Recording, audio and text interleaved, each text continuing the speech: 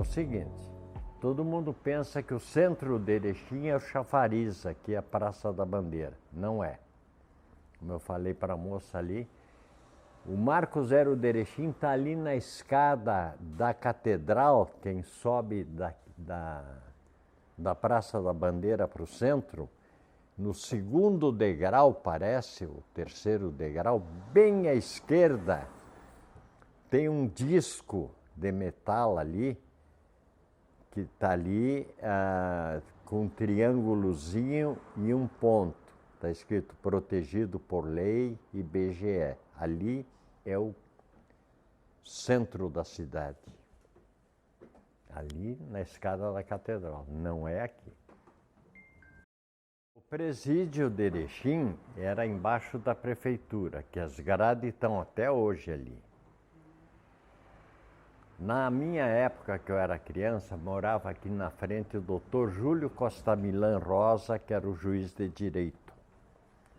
Um homem fantástico. Aí, eu, criança com 7 anos, 6 anos, 7 anos, tirei gente da cadeia. Porque a gente via, às vezes tinha um bêbado caído aí nas valetas, que a cidade não tinha calçamento, não tinha nada na época. Caído na valeta, chegava a polícia, pegava o cara, enchia de borrachada e trazia para a cadeia. Aí a gente ficava aqui na frente esperando o doutor Júlio vir para casa, ele morava aqui na esquina, bem na frente aqui. Era uma casa de madeira, uma área, lembro bem. A gente meio se criou ali na casa dele porque ele tinha 2 filhos da nossa idade, o Beto e o Luiz Carlos.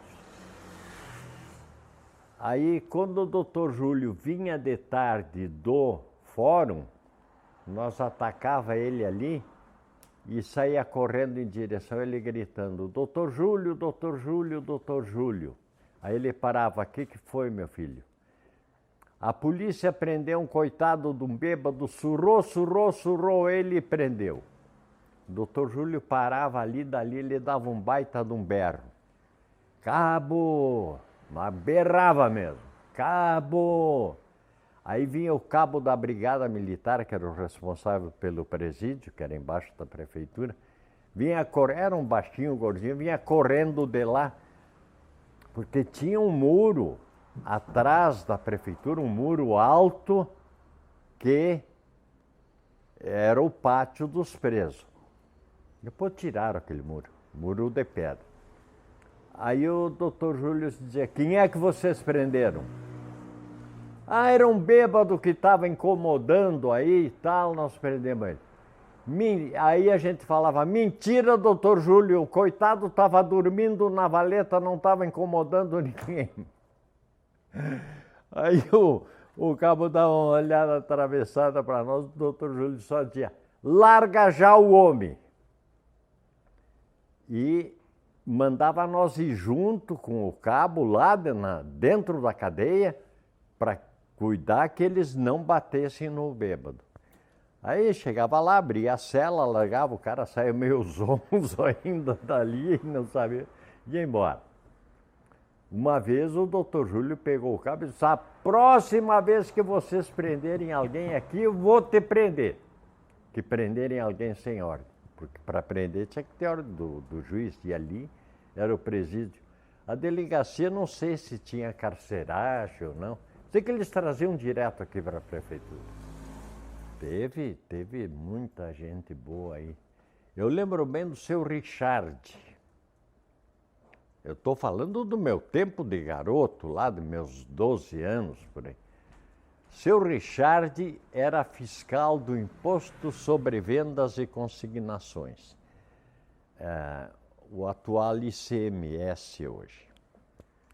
E ele vinha fiscalizar aqui no escritório. O seu Richard, se você olhar, tem aquela estátua do colono ali na cidade, vai lá e lê aquela placa que está lá e vê quem é que assinou aquela mensagem. Tem uma mensagem em homenagem ao colono. foi o seu Richard, eu conheci ele. Era uma pessoa fora de série.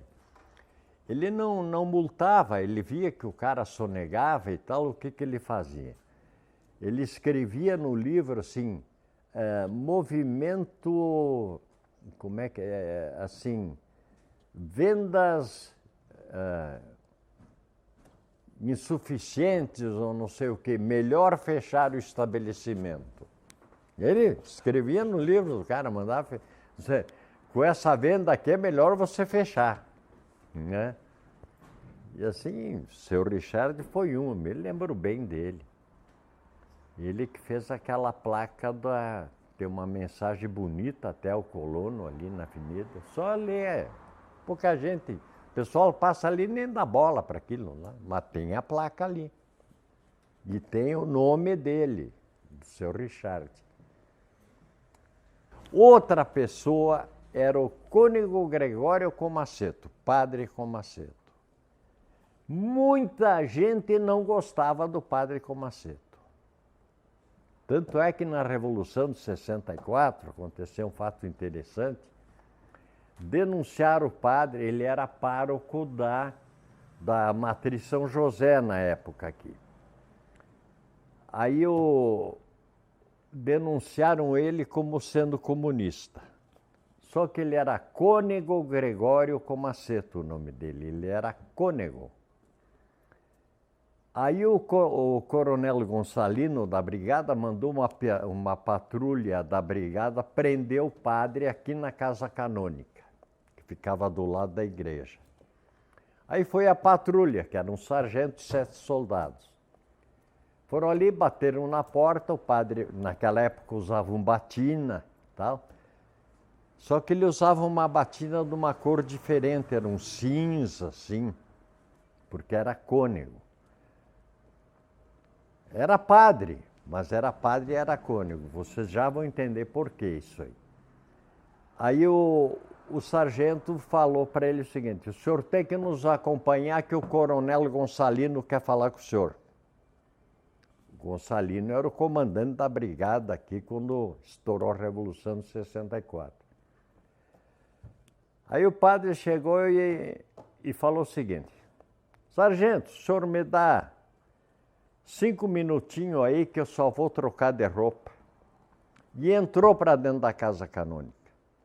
Tinha 2 degraus assim, a patrulha estava ali embaixo e ele ficou na soleira da porta. Ele entrou e voltou com o uniforme de capitão do Exército Brasileiro, com as estrelas, 3 estrelas no ombro, com a pistola na cintura e falou para o sargento: sargento, tu diga lá pro coronel da Brigada Militar, se ele quiser falar com o capitão Gregório Comaceto do Exército Brasileiro, ele que vem aqui e que marque hora. Aí a patrulha da brigada se mandou. Deve ter chegado lá e falado pro coronel: pô, o homem é capitão do Exército, tchê. A brigada não ia mexer com o Exército. Aí por que ele era capitão do Exército? Ele lutou a Segunda Guerra toda. Ele era capelão da Força Expedicionária Brasileira, o grego. Pouca gente sabe disso.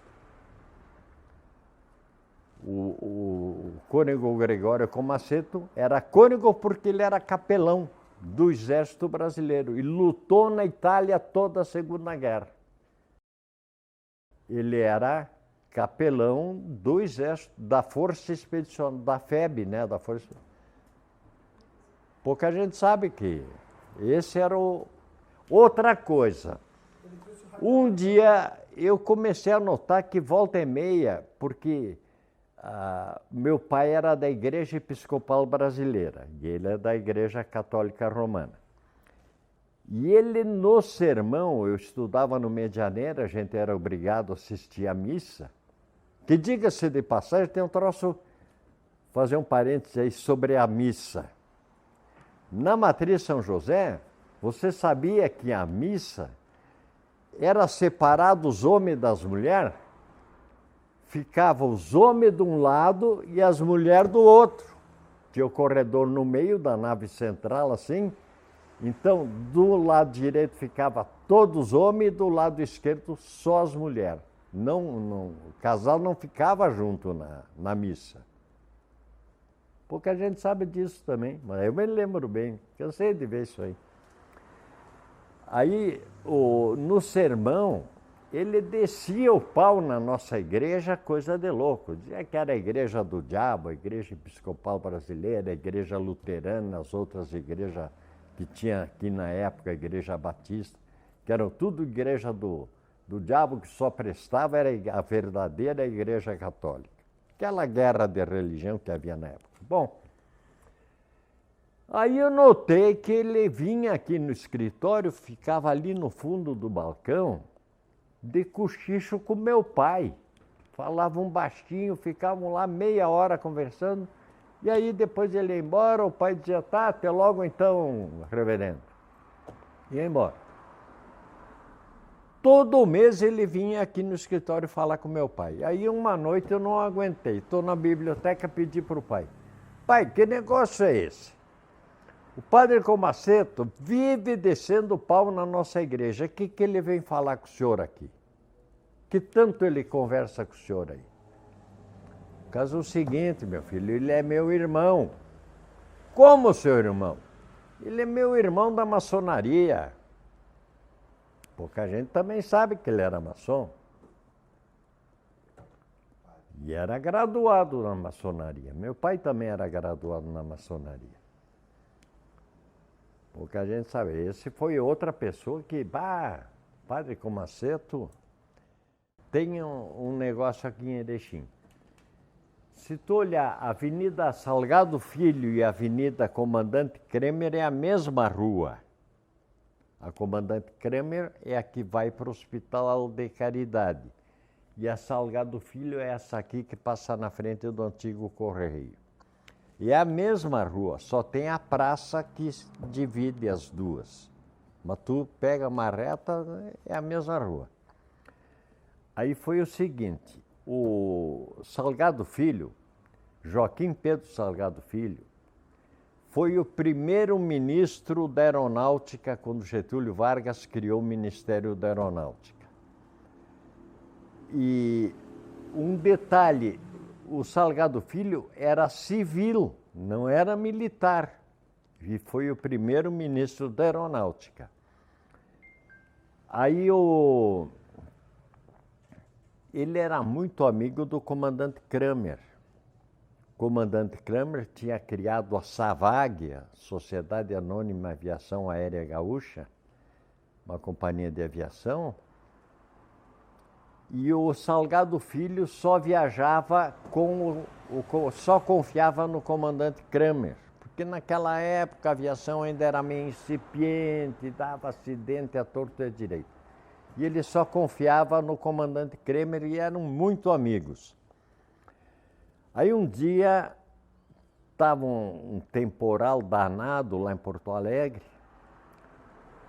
veio um Constellation da Panair do Brasil, tentou pousar no temporal, não conseguiu a primeira vez, não conseguiu a segunda, veio para a terceira vez, bateu no morro, morreu todo mundo. 2 dias depois, o Salgado Filho falou com o Kremer e o temporal continuava. Chuva e chuva e chuva, um tempo muito ruim. Aí o Salgado Filho falou para o Kremer, Kremer, você precisa me levar para São Borja, que eu tenho que falar com o Getúlio. O Getúlio estava na fazenda dele lá em São Borja. O Getúlio mandou me chamar, eu tenho que ir lá. Aí o Kremer falou para ele, pô, mas... Salgado Filho, mas o tempo está muito ruim, não vai dar para ir. Não dá, tu vai ter que dar um jeito, me leva. Aí o Salgado Filho levou aliás, o comandante Kremer levou no Lodestar, que era o avião que ele tinha 2 Lodestar, e quando chegou lá em São Francisco de Assis, ele estava por cima da camada, aí ele tentou pegar o visual, furar a camada e bateu, porque ele não estava enxergando nada.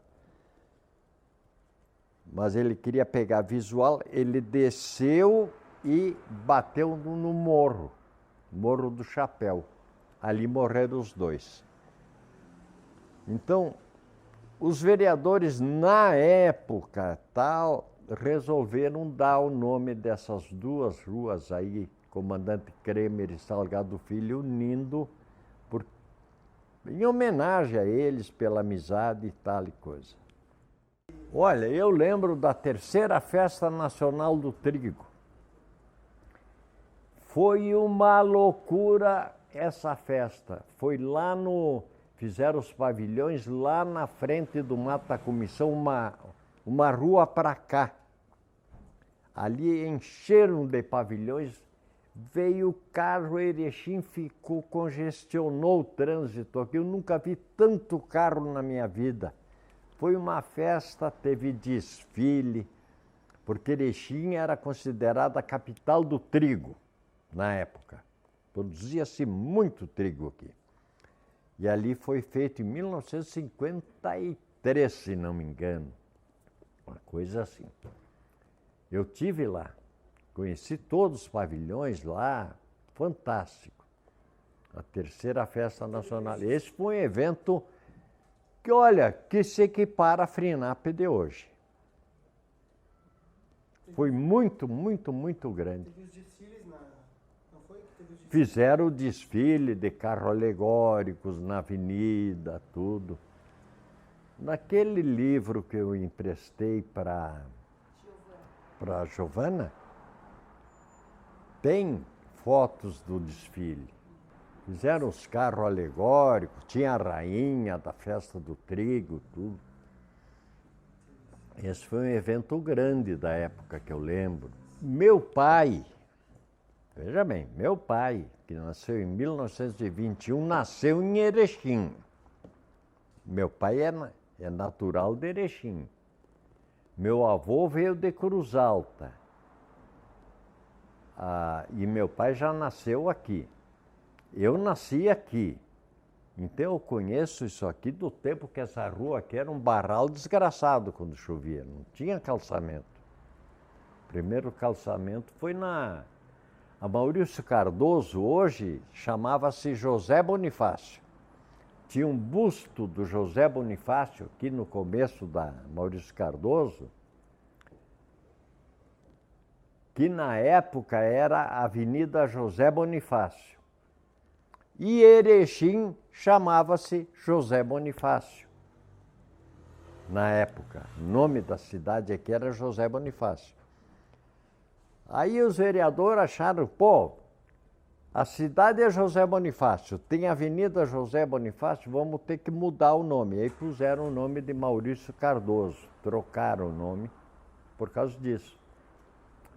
A praça, eu não me lembro como era o nome da praça, que tinha outro nome também. A Praça da Bandeira tinha um outro nome. Teria que consultar meus alfarrábios para lembrar.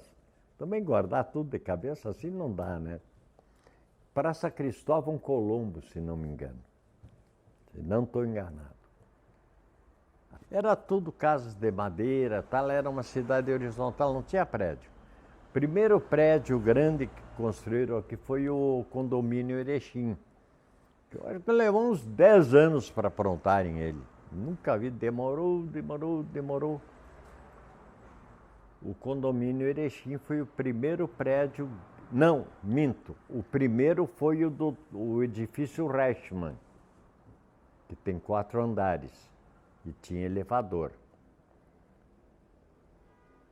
Depois foi construído o condomínio Erechim. Mas de cima, Erechim na época era bem esparramada assim, era uma cidade pequena. Vamos dizer, hoje do tamanho de Barão de Cotegipe, talvez menor na minha época, menor por aí.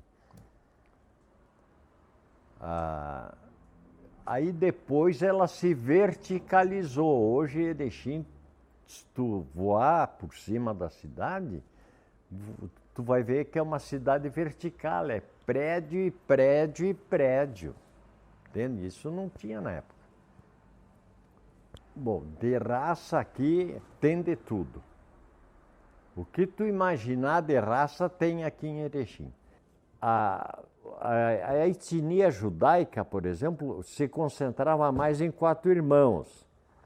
Mas aí eles começaram a vir em Erechim e botar loja de comércio. E vinham, saíram dela, começaram a sair. O comércio aqui praticamente era dominado por judeu. A maioria das lojas de tecido, tudo era judeu. Alemão tinha bastante. Polonês se concentrava mais na região de Vila Áurea, Centenário, Gaurama, por ali, mas tinha bastante aqui em Erechim também. Tinha polonês, alemão, italiano então tinha bastante. Tinha tudo que era raça aqui. O que tu imagina? Tinha francês, tinha de tudo aqui. E conviviam Harmonicamente. Não havia briga de turco com judeu. Tinha loja de turco, tinha de judeu. Lá eles viviam de guerra. E aqui não... Até hoje, né, no Brasil, o Brasil inteiro é uma misturança de raça aí que tá louco. Tinha índio, muito índio, mas eles ficavam mais na reserva. Às vezes eles vinham para a cidade. Vinham aí, vendiam arco de flecha, cesto, essas coisas. Meu pai foi sócio fundador, porque houve a Campanha Nacional de Aviação, que criou todos os aeroclubes. Aí o Getúlio tem um decreto-lei que está em vigor até hoje, assinado por Getúlio Vargas, tornando os aeroclubes isentos de qualquer imposto. O aeroclube é isento de tudo. De importação, o aeroclube não paga imposto. É um decreto federal do Getúlio Vargas. Não foi, está em vigor ainda esse decreto.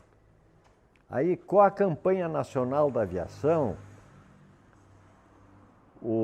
foi criada a Companhia Aeronáutica Paulista, a CAP, do Pitangui, que era um empresário muito rico. Ele que criou a CAP, Companhia Aeronáutica Paulista, começou a fabricar os Paulistinha. O apelido do avião era Paulistinha. Era encabeçada por Assis Chateaubriand, que era dono das emissoras associadas todas, jornalista.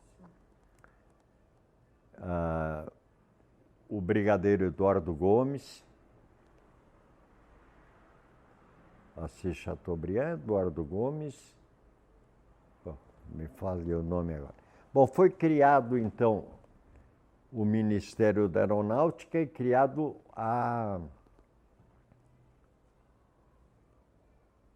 todos os aeroclubes do Brasil. Tudo que era cidade tinha aeroclube. Aí o governo, porque o Brasil precisava de piloto. A Varig tinha a escola dela, a EVAER, Escola Varig de Aeronáutica. Mas era difícil de entrar lá na Varig, na EVAER. Tinha uns exames meio cabeludo para entrar e estudar lá. Mas se formava tudo lá. E os aeroclubes começaram a formar piloto e fornecer piloto para as companhias de aviação que tinha aí, que tinha um monte de companhias de aviação que surgiram. A Varig, depois a Varig, a Cruzeiro, a Savag, depois a Real. Tinha um monte de companhia aí. Aqui em Erechim operava... Erechim foi o segundo aeroporto mais movimentado do estado. Era Erechim. Porque aqui era um entroncamento aqui que os aviões se encontravam e você fazia conexão. Era feita aqui em Erechim. Aqui atuava a Varig, Cruzeiro, Savag e a Real. A Real tinha os aviões cargueiros que traziam, quando começou a indústria automobilística, a Real trazia os Jeep e Rural de avião, nos cargueiros, nos Aerocommander. Trazia de avião os Jeep para a Autolândia, na época.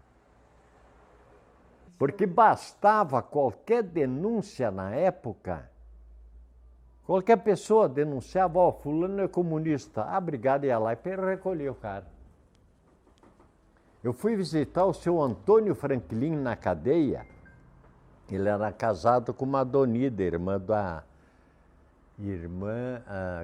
ela era irmã do seu Domingos Donida. Trabalhava na prefeitura. Um homem que só saía da prefeitura para casa, de casa para a prefeitura, não se metia em nada, nunca ouvi falar nada dele. Prenderam ele porque alguém que não gostava dele denunciou ele como sendo comunista. Eu visitei ele na cadeia. Era assim no tempo da Revolução? A Revolução era assim. Qualquer pessoa, denúncia anônima, dizia, ó, fulano lá é comunista. Você falar em a palavra comunista já te pegava, só porque falou comunista. Não podia ter, se por exemplo, duas pessoas podiam estar paradas na rua conversando. Se tivesse três, a patrulha da brigada, que tinha patrulha para tudo que era canto, já chegava a patrulha e mandava dispersar. Três já não podia. Duas podia. Mas era uma época que a gente levava meio na flauta. Eu não senti nada na Revolução. Aliás, foi o período mais seguro que a gente teve. Tu podia deixar teu carro aberto com uma pasta com dinheiro dentro, com a chave em cima, que ninguém mexia. Era muito policiado. Se perdeu o cinema. O cinema. Eu acho que o que eu mais sinto falta é do cinema. Porque era sagrado domingo, o pai dava a mesada para nós, então você ia no cinema, no matinê, assistia 2 filmes lá, 2 faroeste, era sagrado. E depois que a gente cresceu e tal, aí já ia de noite no cinema. Tinha filmes muito bons. Por exemplo, Juventude Transviada, com James Dean. Com James Dean também e Rock Hudson, Assim Caminha a Humanidade. O Tempo e o Vento, com Clark Gable e não me lembro com quem mais. Quer dizer, o cinema era o passatempo. Para ti, no cinema, a fila de gente para comprar entrada, o Cine Ideal, aqui na avenida, a fila ia lá, dobrava a rua lá em cima, de gente, sempre lotava o cinema, todas as noites. Quanta aula eu matei para ir no cinema, meu Deus do céu. A gente matava aula para ir no cinema. Quer dizer, eu acho que uma das coisas que eu mais sinto falta é o cinema, da época. Depois, então, aí começou o tal de salão de esporte, futebol de salão, começou a matar um pouco. Aí, quando entrou a televisão, liquidou. Meu nome é César Augusto Castro. Essas são algumas, poucas memórias de Erechim. O que me veio agora, que memória de Erechim, eu escrevo um livro e entende? Tenho muita memória disso aqui. Bom, estou com 78 anos, nasci aqui, vivi a vida toda aqui. Acho que deu para ver alguma coisa aqui, né?